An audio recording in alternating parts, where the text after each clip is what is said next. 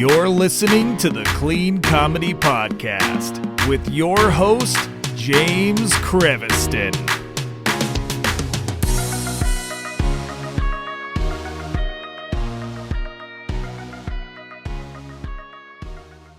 Hey, everybody. Welcome to the Clean Comedy Podcast. It's James, and today I have Stephen Rogers, not Captain America. You're all going to think like, oh, James somehow went into the Marvel Universe and grabbed the greatest superhero ever. No, but I did grab one of the greatest comedians ever and bring him here on the show so he could talk to you about being a comedian and having that name and living in New York and being an all-around funny guy. So please welcome the very funny, the very talented Stephen Rogers. Welcome. Hey, thank you for having me, James. I'm excited to be here. How often do people go, ooh, are you related to the superhero? How often does that happen? So much, but I really like it now. What bothered me was I've been a nerd the whole time, and I knew about it way before the movies. Yeah.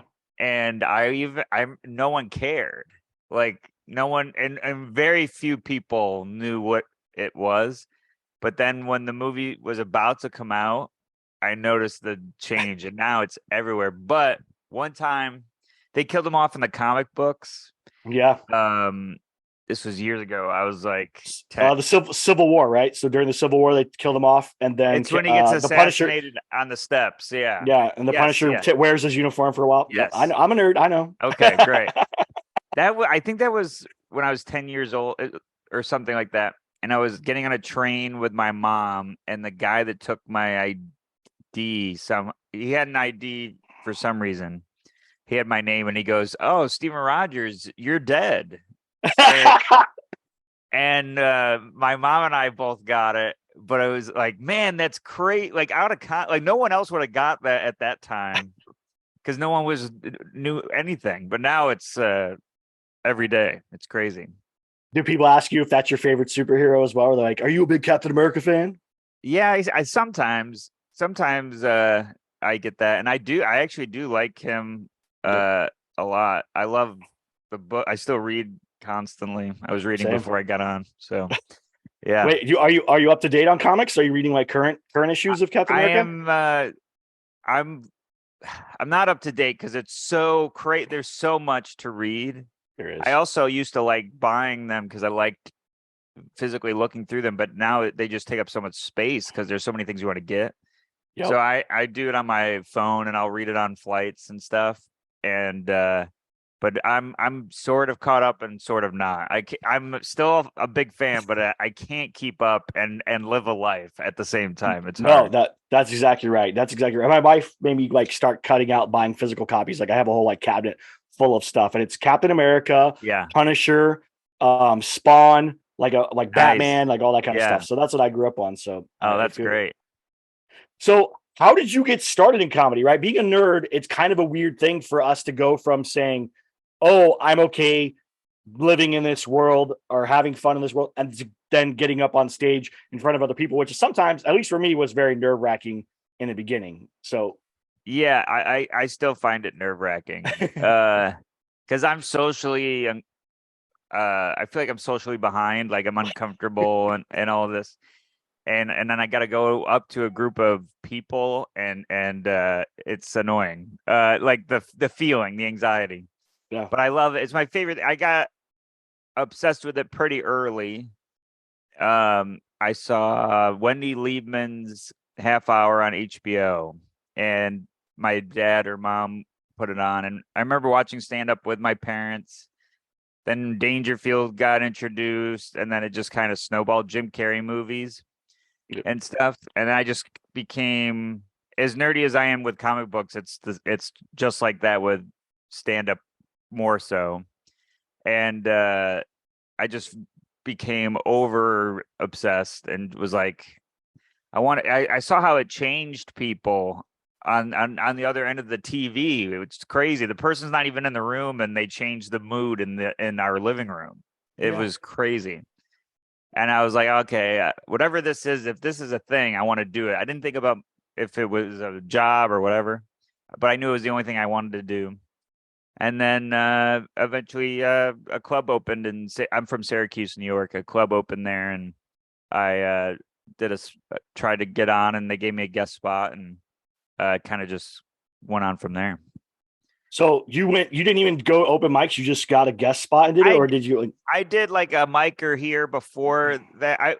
I'm from Syracuse. There's not much of a scene. And when you're new with stand up, there's no one like that's the good thing about podcasts is it's sort of changing that. But like I was unaware of podcasts about comedy. I don't know how many there were, but I didn't know too much about how to get started. Yeah. But I went to a mic here and there and was horrible. And then somehow someone told me about they were looking for guest spots at the club. They were looking for locals. So I didn't really consider it a start until that night for me because I didn't really know what I was doing or take it as seriously until I was like, oh, well, this is how you do things. This is a club. This is all that. Right. And then from there, yeah. That is the weirdest part about starting stand-up is there's like nobody that like goes and goes, okay, this is what you do. Like any other job, like there's like apprenticeships for like carpenters and welders and whatever. But for comedians, it's just like, well, you got to figure it out. And you're like, yeah. But how? And they're like, just figure it out. I'm like, geez Louise. I watch every year at the beginning of the year, I watch Crashing, Pete Holmes Crashing every year at the beginning of the year. Interesting. Yeah, it just because they're like kind of like, all right, this is the journey again. Like, and I think like new year, new journey, new year, new journey. And that's kind of how I do it. I do that with Comedian, the that's documentary. That's a great one. I should do that too. I should throw it in the mix too. That one really makes your blood pump and you're like, I want to go and chase this. I love it. Yeah, that's great. That's the thing is that's the feeling is you want to do it. And then once you do it. So how long before you moved to the city from Syracuse, or do you still live in Syracuse and just travel back and forth or what? No, I live in New York City. I was doing stand up like 4.5 years, something like that. And I was lucky in that like the club my Syracuse Funny Bone was they didn't have a ton of talent to use, so they would have me host a bunch. Met a lot of comedians, some of them which were nice enough to ask for me at other clubs, and then I got to do other Funny Bones. So I would always have to drive to gigs, so I would drive to Albany, Rochester, Buffalo, Binghamton, wherever I could get up. I remember when it was a huge deal to me and my parents when I crossed the line into Pennsylvania and did a show. We were like, oh my God, I've done 2 states. But yeah, so then and then I did a festival, and that's where Brian Regan saw me. And that when I started opening for him is when I was like, okay, I'm gonna pursue New York and really go after this. When I got that little stamp, I'm like, okay, now I'll leave Syracuse. But before then, I didn't know when I was gonna do it. I think I saw that you're going to open for Tom Papa. Is that true? Yeah.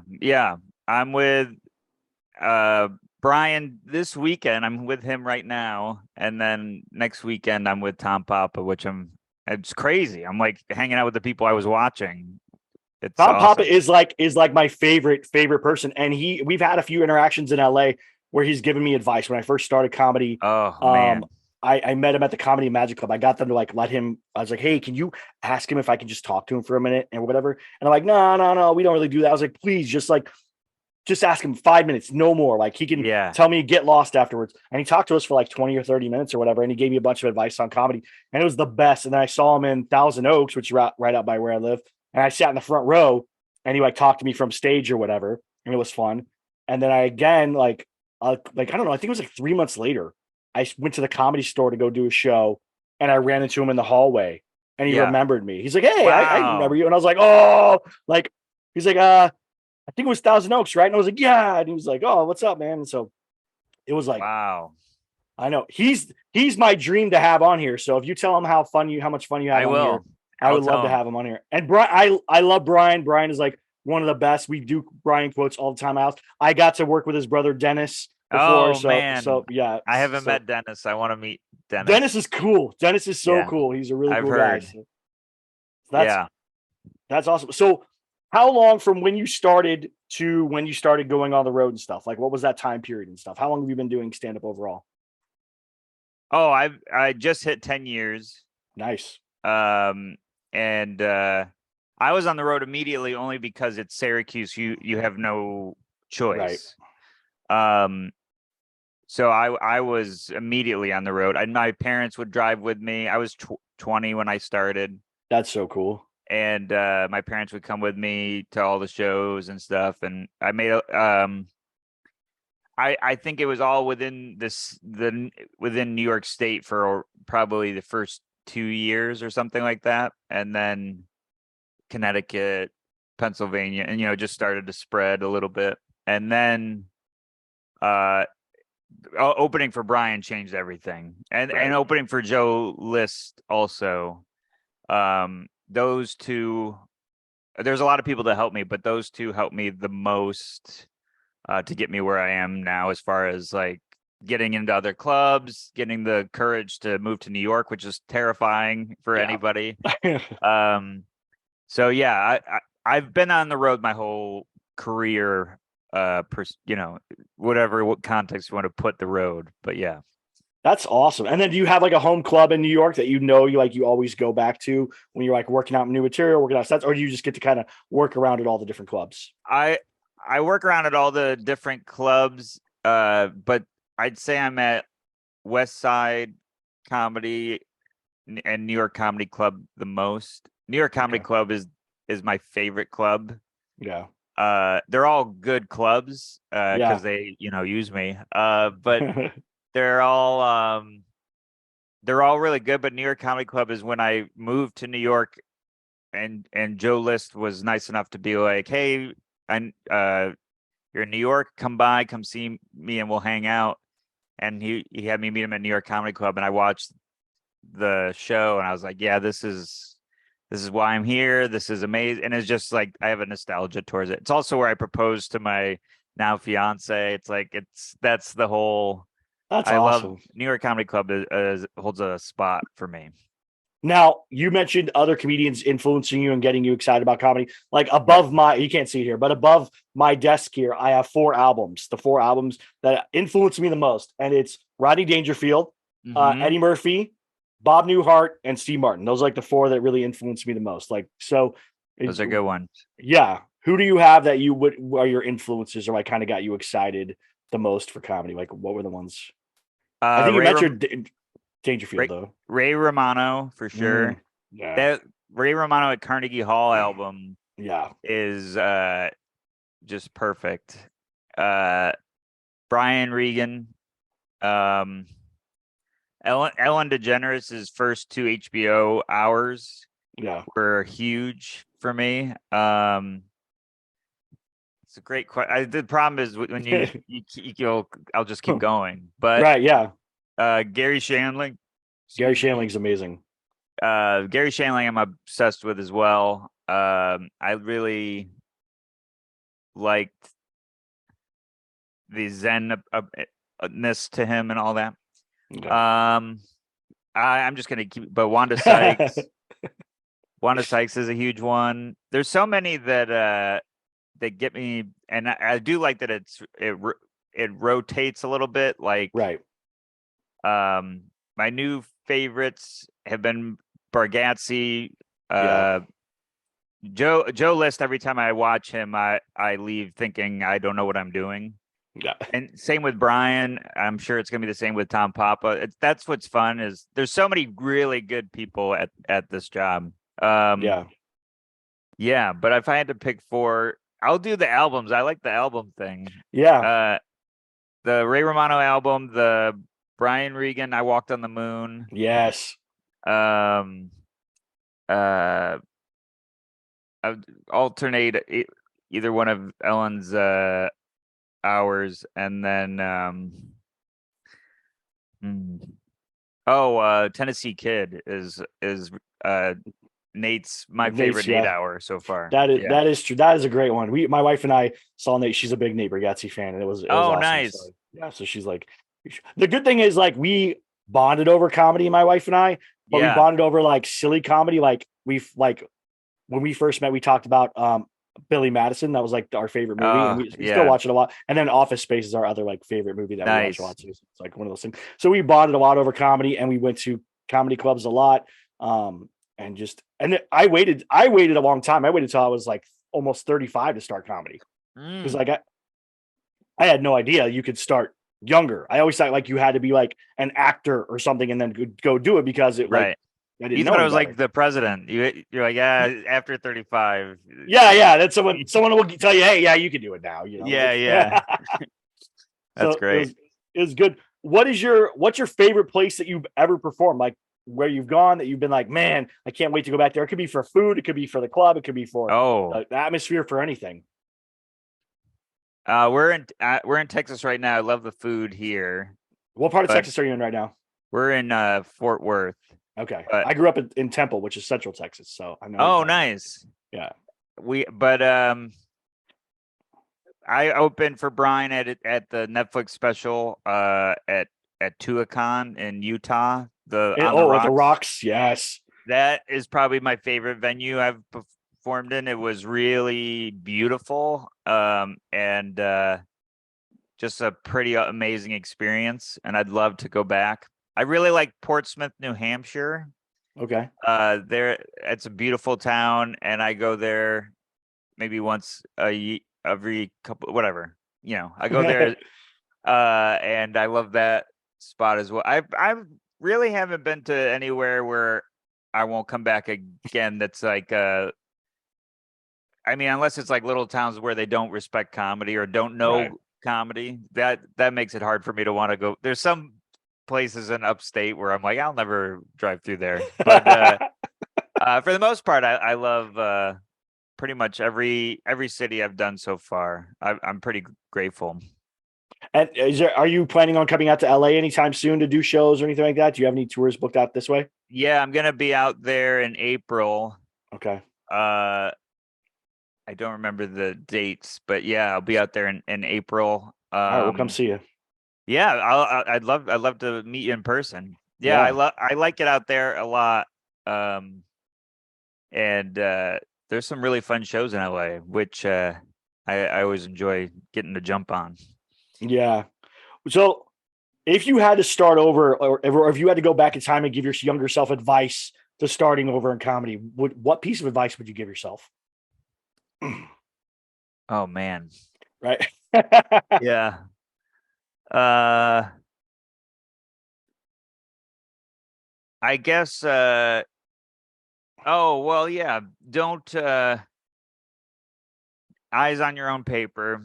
Don't just have fun and remember why you're doing it, because you are going to get distracted by other people and other things so easily and think that it has to do with how good you are, and that's not the case. Just try to be the funniest you can be and be yourself and be true to yourself. Yeah. I think there's a lot of comedians who go, well, that guy's been doing it less time than me and they're not as funny as me. Why am I not getting X, Y, and Z? And you're like, don't compare yourself. We're all on our own journeys, our own roads. I was always told in the beginning, it takes at least 10 years. Yeah. So 10 years is the benchmark I'm waiting to get to. I'm not even there yet, so I'm like, all right, I'm not worried about it. I've still got to do awesome stuff. I heard something similar and I forgot about it until you said it, but I used to say it to myself, which was somebody said it takes 10 years to be an overnight success. Yeah. Yeah. And it is a daunting line, but 10 years is not a long time. No. If you're chasing this thing that you love, who cares? It's every time I get analytical with comedy, I'm not being entertaining. So I'm sorry if I'm. No, you're totally entertaining. No, okay. This is exactly what this podcast is about. Okay, thank God. All right, yeah, but it's like you could go with social media now is a huge self-worth issue. I'll speak for just myself. I'll if I see somebody's following and I'm like, it immediately it's nothing against the person. It just immediately makes me wonder if I stink. It's like being in stand-up and being, I am a nerd and a dorky guy and socially awkward, and I take it with me. So it's like if following equals cool kid, and I'm not a cool kid. Oh You are a no, cool kid. no one, you know what I mean? There's like these little, that booby trap in Indiana Jones where he has to spell Jehovah and he's Yeah. got to hit the right letters. It's like you just focus on your mission. Don't worry about anybody else because it's just a pitfall. And if all you had to do is meet one bitter road comic that hates their life and go, do you want to be that person? Yep. Because you are headed down that road if you focus on anything other than getting better. Exactly. And you know who everybody likes is a comedian that is constantly getting better. Everyone will look. They can't hate you for doing a great job. Yeah. And if they do, that's their own problems. Yeah. So I have to remind myself that constantly. Just try to be funnier than you were last week. Yeah, exactly. Just keep working forward. I was at a show last night and I was waiting to go up. I was like supposed to go up and I was like waiting to go up. I was like, dang.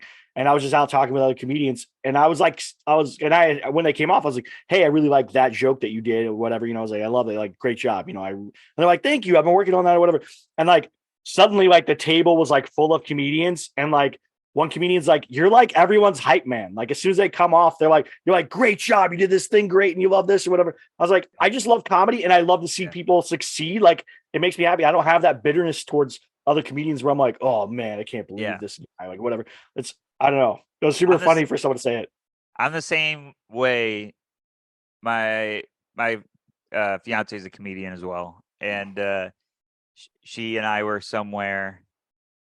And I was talking to a younger comic. He was asking me for advice or something. And I was like, watch the show. And if somebody has a bit that you like, go up and tell them. Tell them after that you enjoyed their bit. And Caitlin goes, what are you coming up with a secret plan to get people to like you? And I'm like, no, I think we're so caught up in our heads on how we're doing that we're all fans of comedy for the most part. There are some people that are not fans of comedy that do comedy, but for the majority, right? And it's like we all do this thing where we keep stuff to ourselves. It's like if you like somebody's bit, go over there and tell them because you would love it if someone did that to you. Exactly. Just be honest. Don't be manipulative. If you're doing it to like, and by the way, I'm free on Wednesdays. I know you have a show. Ugh. Like, don't do any of that. That's not what I'm saying. But like, I constantly wonder if I'm doing all right and if people like my stuff. And it's like, I don't want people to feel that way. And if I like your joke, I'm going to tell you. And it's just like, hey, like, let's create this. Let's have more of this. Cause the world that isn't comedians, like industry and all that stuff. It's not created to make you feel good. It's created to make entertainment for everybody else. So we should try to make each other feel good is my theory. No, it's true because like when I first started comedy, it really felt like competitive. Like, this person, like you took my spot or you took this thing or this. And I was like, oh my gosh, I don't like this. I don't want to be part of this. Like, so as I kind of came up more, I made it so I was like, okay, let's help people up. Let's lift people up. Let's get people back. That's why we created the podcast. Like, let's get information. Let's help people grow in comedy. Let's help them get better at what they're doing. And then now it's snowballed into that's what I do everywhere. Is I watched somebody last night. He talked about, I saw him before the show. He's really quiet. And I was like, oh, hey, I just introduced myself. He got up and he talked about being autistic on stage. Mm-hmm. But he was a little more animated and excited on stage. And then he came back and he was like really quiet and reserved. And I was like, I just have a question. Is this you real here or is that you real on stage? He's like, no, this is me here. I have to, really get out of my shell. And it's hard because I do have, a form of autism. Yeah. And I was like, if that's the case, man, that was amazing because I didn't know. And I liked both versions of you, but you got so real and so honest about it on stage that like, I was captivated in what you were saying and laughing. I thought it was amazing. And he's like, thank you so much. He's like, I've been struggling with that and working on that bit. And I was like, well, you're there. I don't think you're 100% there, but you're there. Like it's a great bit, so it was awesome. Yeah. I love, I love personal material. Yeah. I love that, that after spot connection. That's fun. That's cool. So what do you do on the road when you hang out? Like when you go with Brian Regan is like, okay, when I went with Darren Carter to Texas, we went and we ate dinner at like 1:00 in the morning after the shows and stuff. Yeah. Is that like something you do too? The late night eating,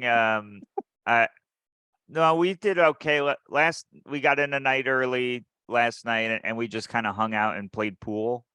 Mhm. I try to leave my hotel room Yeah. during the day at least once, otherwise you'll go crazy. Yeah. And also you can get material otherwise, but like you need to live your life. So I like to go for even if there's like you're on the side of the highway, sometimes your hotel is in a random spot. Yeah. But I'll walk for a little bit. But usually when I'm here in a hotel, I'll look at my stuff, go, until I go crazy. Ironing in my hotel room is the most meditative thing. I love doing that. But then, yeah, we do the show and we'll get a meal.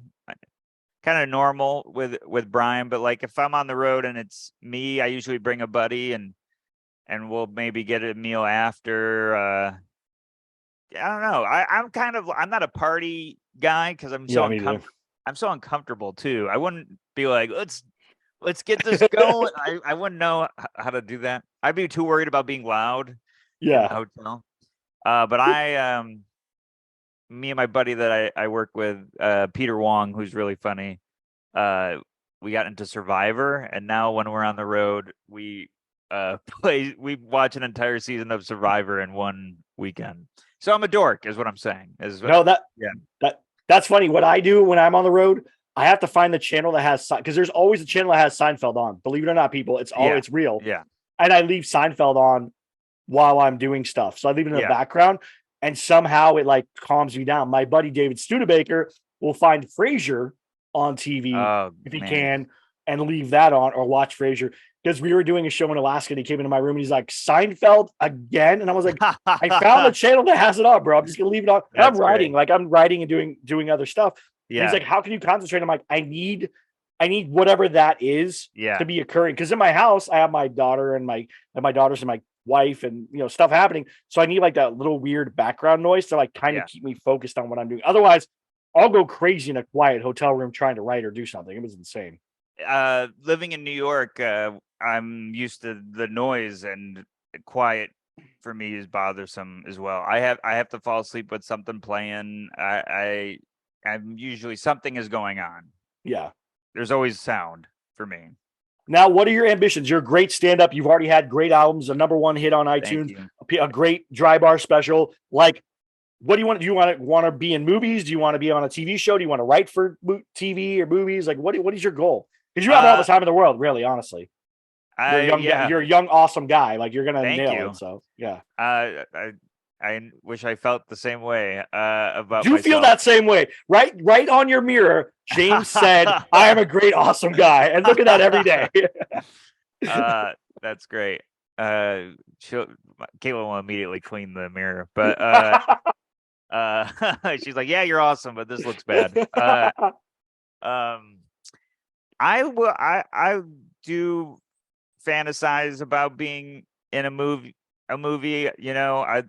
I don't. I'd love to be the comic relief in something. I'd love to be able to deliver jokes in another way. I love writing, so I would love to write but honestly, I want to be a theater comic very badly. I love performing in theaters. I love the people that are there for. There's no mistake that those people are there for stand-up. Yeah, right. I want to keep making albums until I'm not able, till I'm dead. Really, I love making new jokes so much. I'm already grateful that I'm running like a new album or whatever. It'll be a while before I do anything, but it's like playing with jokes and the challenge of figure them out and these little Brian told me this great story about Dangerfield dropping in at the club that he started at, and Dangerfield came in told a couple of jokes looking at note cards. Some would do all right, some would do great, and some would bomb. And then he goes, thanks so much, and he left. And then he came back the next night, no note cards. The jokes that did okay the night before were now amazing, and the jokes that didn't work were gone, and then the jokes that were just fine were now good. Like, it was, everything was better in 24 hours. And he's like, Wow. that's how much can change if you're working on it. So I love stand up. I look at my right here, you can't see, there's notes all over this floor and table. I like that a lot. So I want to be a stand-up that has specials, and Right. I'd love to do other stuff, but stand-up will always be my favorite. But I'd love to do other things. You said notes. So they like note cards. You wrote out like just the heading of the joke, or did you write out the whole joke, or what? You can show one if you want. These are scraps. Oh, wow. But these are note cards that I'm trying. These are this is the new stuff, but it's so I have the name of the joke and then stuff on the back, like I love that. bullet points and stuff. But then this is the tried and true like method of writing. And then Caitlin makes fun of me. She goes, half of your process is coming up with a new one. Yeah. So I've mostly just it's all going crazy, and then whatever sticks, and it's very anxiety inducing process. No, it is. I my process is I record on my phone, like I use like otter.ai. It's like and then it transcribes. So I just talk out my jokes. They transcribes and uploads it to the cloud, and then I go back through and listen to it and rewrite the joke that way. So I'm typing it out because my wife doesn't want me to have any clutter around, because I used to have notes everywhere and like stuff, and she's like, you can't, like, that's too much. You're gonna go. It's gonna be a hoarder's den in here. Like I can't let you do that. So I have to do it that way. So all my stuff is digital, and then go back and look it up, and then move jokes around to where I need them to be. Okay, I need it to be. The story's got to flow in this order. I can't go. I can't talk about being, a dad before I even talk about getting married or whatever. Like I got, it's got to be weird stuff. So yeah. I'm in the process of moving everything to the computer too. But I got to have a notebook. I can't. There is those digital notebooks that you can write in that then uploads all your stuff to the thing. I don't know. I'm just I think it's the same. I think it's the same with the comic books. To call back to the comic, I need to hold tactile. This, yep. And I need pages. I need that.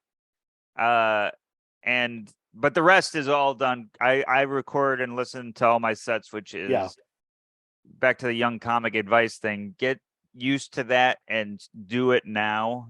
Don't be like, oh, I'll eventually listen to all of these, because then they're just going to pile up, and you're not going to listen to all of them. But it's painful, but it is very good for you. So I don't know. I still feel like I have no idea what I'm doing, which is I heard does not go away. So that is nice to know that. But every day I'm like, do I know how to write a joke? There's still times where I'm about to go on stage, and I'll ask other comedians this. I'm like about to go on stage, and I look at another comedian. I'm like, I don't know if I've ever written a joke in my life. And then I go on stage. It's like always, because I just love it. When you care about it as much as we do, it's gonna drive you crazy. Yeah, you get ready to go up, and you go, am I the right person for this? Yeah. They found somebody better, right? What am I doing? And then you go up, and you're like, all right, and you get off stage, you go, all right, that's why I did this. Like, because you have those moments of thinking, I'm not good enough for this. I just watched a bunch of other people in front of me kill. Mm-hmm. I'm not even there. Like, especially like you're traveling with amazing comedians. I'm sure that has to happen sometimes, where you stand off after you perform, and you watch Brian, you watch Tom, you watch Joe, and you go, what am I doing? Like, these guys are amazing. What am I ever going to be that good?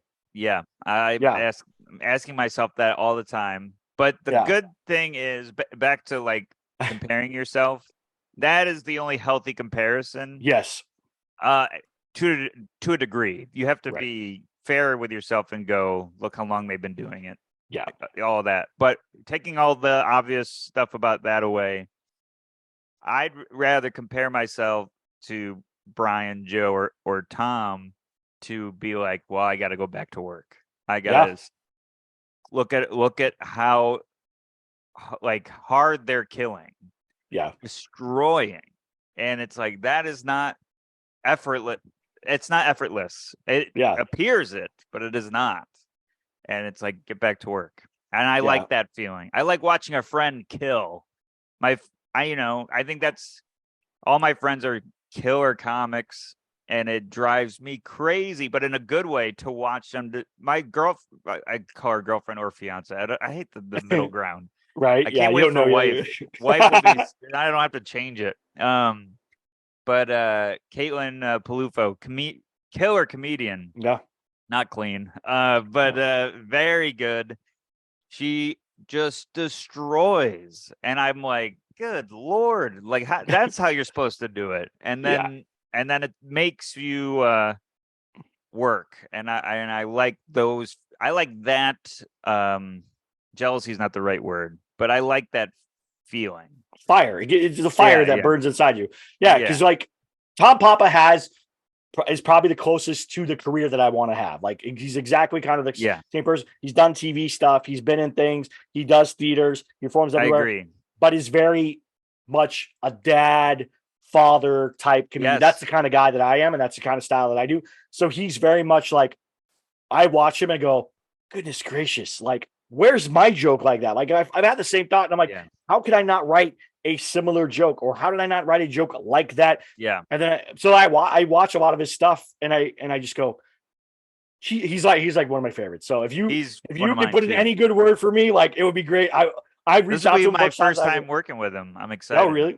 Yeah. I just watched Human Mule. I've seen all the others, but I didn't know about Human Mule, and it blew my mind. I loved Human Mule. I love What a Day, and I love Look at You. I mean, all of them are great, but just destroying, and he's so good. And I've seen him live a bunch of times. He's just so good. He's really great writer. Have you read his book? No. It's good because it's a lot of his jokes told in like a longer written format, like a story. And they're really good because you get like, if you know the jokes, you'll get the jokes. And then like the longer format of it's really great. So it's fantastic. He's just a smart guy. So when you're writing, a new set, like your dry bar special, or you're getting ready to do an album or something like that, what's that process like for you? Like, how long does it take for you to come up with a material for that? I know dry bar is like 22, 25 minutes, something like that. So that's probably a little bit easier because you can build those 5 minutes at a time pretty fast. But an hour, how long does that take for you to do? The first one took me 8 years. Right. Okay. And I now have I'm very hard on myself, but I think it's important, or I don't know. I'm maybe coming up with an excuse. Anyways, I can fill the time right now for a new one, and it's been a year since my last one. Okay. But that is not enough for me. I'm not gonna say anybody's names, but like some people, they're like, "Oh, I now have that much time. Now I can record it." And it's like, what do you do?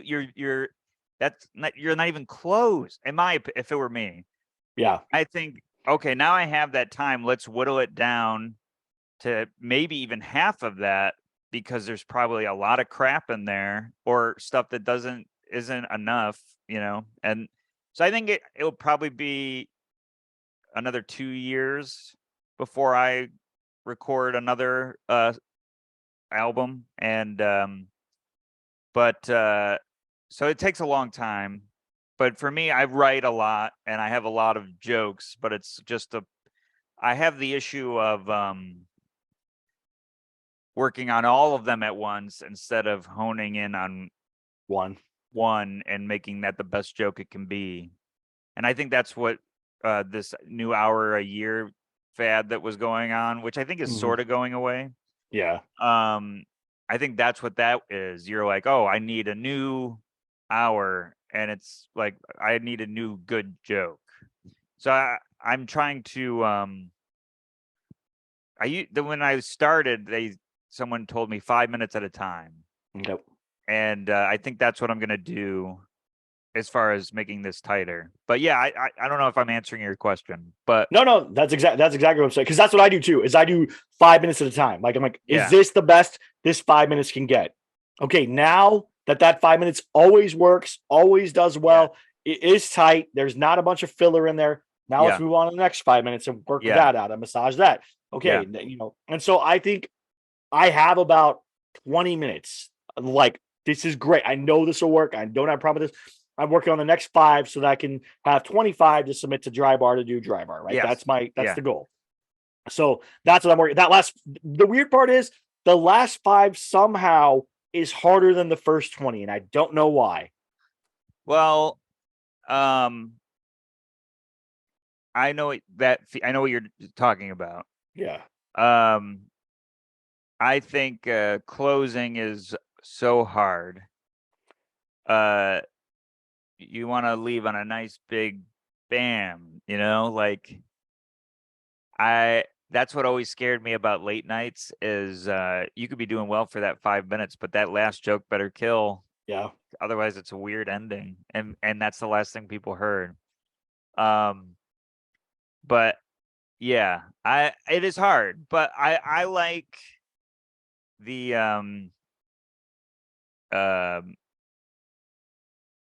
I like the ability to create a set that you could do at the drop of a hat. Like if you're hanging out at a show and somebody's running late, can you go up and do 10?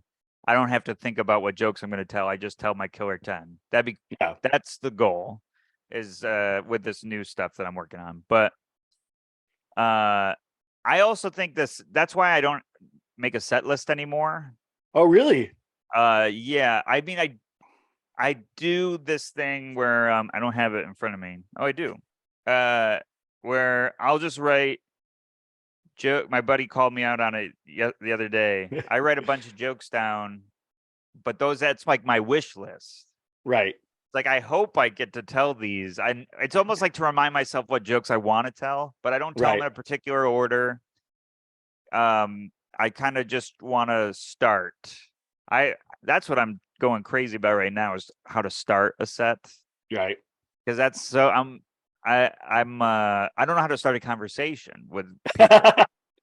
So like it's the same anxiety, and that's a great start for a bit though. Like, yeah, I'm working on that. Yeah. Yeah, because I go up and talk about my name because my name is James D. Creviston. I have people introduce me as James D. Creviston, and my dad is James H. Creviston. Mm-hmm. So I do a bit about this is not a stage name. This is a bill collector name. And then I do a whole bit about like being called out, like for my dad's bills and stuff or whatever. Yeah. And just like a funny, and then people love it because they go, okay, I get who you are. You're a silly guy. You have the same name as your dad, but you're not the same kind of person, whatever. And stuff. And so that works. It's starting for me is harder than ending. Yeah. But I know what you mean. That last 5, you want it to be, amazing. Well, it's like the late night thing, right? You have to, if that 20 minutes is great, but that last 5 is dull and it doesn't work, that's all the people are going to remember. They're going to go, yeah, it was okay. But like the end, like what happened? Yeah. Like, and you're like, oh man. So you don't want that. That's the hardest part.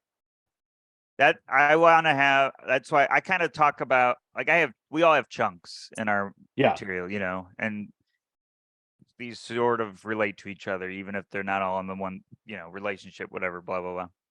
I have like in my first album, I had maybe 5 chunks overall. There was many different jokes in different directions, but they fit a certain thing. And it was like anxiety, my body, my family, and dating. And my goal was to have sort of a closer in each chunk. Right. So that if I ended up, I already did the dating jokes, I'm not like scrambling because I already told my closer. Right. So oh, don't worry, I'm doing the parent stuff at the end, and that's got a closer in it. So Yep. that was something I always focused on, was having a joke I knew how to leave on. And I think that was a big part, but that's all anxiety. That wasn't Right. a calculated thing. That was just me wanting a parachute at the end of each chunk. That's what everybody wants. Everybody wants to come in on that banger of a opener joke and end on that amazing joke where you're like, people are just like standing there like, that was awesome. Yeah. You're like, Yeah. Now, one question I do have, you're on the road with Brian, you're on the road with Tom, you're on the road with Joe. Do you write a set list for those because they're longer shows, like an hour, 45 or whatever? I'm doing 20 when I open for Brian. Wow. 20 to 25 when I open for Joe, and this will be my first time with Tom. I don't know how much time I'm doing, but right. On those, I do vaguely put something together, but I do find myself varying a little off the path during each set. Just saying the joke that comes to my mind. Maybe there's always an alteration to it. Something happens. I try to be. This is where my Gary Shandling obsession gets. I try to be as in the moment as possible. Yeah. So if something happens and I think of it or want to be present, I'm gonna always go that route, because I don't think anyone wants to see a comedian that's not there. Yep. So that's why I don't stick to the set list word for word. I used to be word for word with my jokes, and I still kind of am, but I really think people are going there to see someone that's in this moment with them. Otherwise, they could have just watched you at home. So it's I try to focus on being there in that room in that moment. So if they don't like a thing, like if I notice they don't feel this engagement stuff, I'm out of it and I'm on to something else. Yeah, so that's I try to be professional in my approach, but I try to be silly and loose in the set, if that makes sense. No, 100% makes sense. Now, do you do any crowd work in any of your sets on the road like that, or do you stick to material? Theaters never. Right. Never. Theaters never. Yeah. Yeah. Well, when I'm an opener, this is where I think social media is causing a huge problem that we're not talking about yet. Okay. Everyone's focused on clips. I get it. I post clips. But people are doing crowd work clips when they're the opener and it's not your show. Yep. We just talked about this last night at the show. That's exactly what we talked about. That's so funny. It's not your show. And that's I'm gonna sound like an old man, but it's like, come on, man. You're not there yet. I mean, get your clips, but don't ruin it for the headliner, because those people are gonna shout out at the headliner now. Yeah. They think that's the thing now. So I don't create crowd work on purpose. Right. But if something happens, I'm going to address it. Yeah. But if I'm opening for someone, I try to avoid that altogether.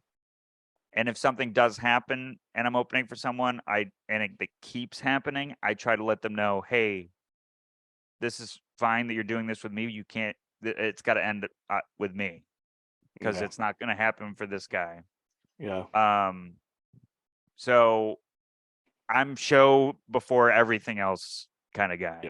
Yeah. But if something happens in the moment, I will be present in that moment. So if there's a crowd work thing, sure. If I see someone relating I try to go with the positive crowd work. Right. So if there's someone relating super hard, I like to give them a little shout out. I'm like, hey, man, thank you. And I'm like, everybody see that? That's the volume I'm looking for, stupid stuff like that. Or if pockets are relating at different times, I like to address that. I like that stuff. The community of comedy at that moment. Yeah. I like us all being together and connecting and all that sappy stuff. But I'll never be like, what's your deal? Yeah. I don't care. I don't care what your no one cares what their deal is. Yeah. That's not why they're here. Yeah. I was on a show the other night, and somebody went up and just went, has anyone talked to you guys yet?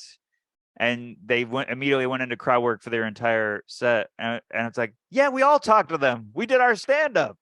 Yeah. But so nothing against crowd work people, but this clip thing is it's ruining it. Audiences exactly are gonna right. start yelling, and Yep. I've been at shows where I was doing a joke and somebody just started going, "My brother's a pilot." And I was like in the middle of a flying joke. And I'm like, "What? What? What are you doing?" Yeah. It makes me upset.